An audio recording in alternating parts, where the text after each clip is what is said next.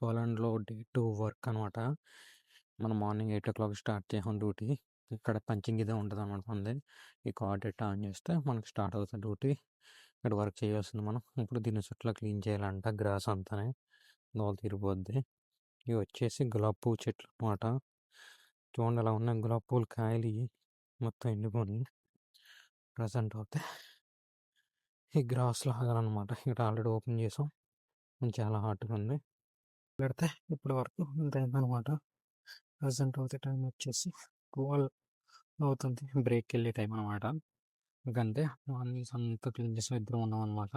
ఒక పక్క నుంచి వర్షం వర్షం కూడా స్లోగా వస్తుంది. గట్టిగా పడతాయి. శుభ్రంగా ఇంటికి వెళ్ళిపోయి పడుకుంటాం. కానీ లైట్ లైట్గా పడుతుంది అనమాట.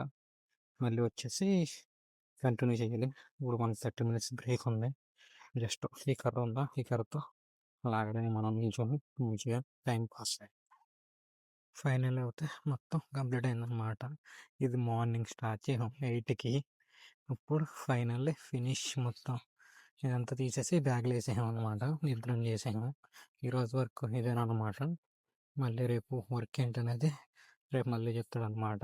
బాస్ మంచోడే, మేడం సైకోది కరిసేస్తుంది.